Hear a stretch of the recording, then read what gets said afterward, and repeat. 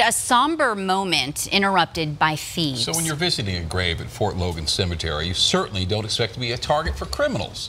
One such target reached out to Contact 7 and talked with Lance Hernandez about her experience while visiting her late husband.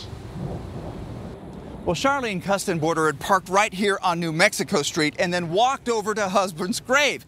After she was finished with that visit, she decided to leave the cemetery. That's when she realized that someone broke into her car and stole several items. She doesn't know how close to my heart she stabbed. Charlene Custenborder still trying to come to terms with what happened at Fort Logan National Cemetery. She was visiting her husband John's grave when she noticed a woman walk by. She didn't have a purse and there was no other car around, and I went, maybe she's lost. It was only when Miss Custenborder left the cemetery that she realized her phone was missing. So was her purse, credit cards, and overnight bag.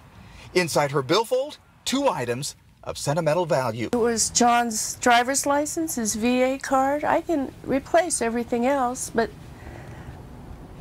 I can't get those 2 things back, and I just always carried them with me. Police later forwarded us these pictures of a woman who used Charlene's stolen credit card at a local store. So I saw that picture and I went, that's the lady I saw at the cemetery. I asked the assistant cemetery director why thieves are targeting these mourners. You know, I think it's an easy target.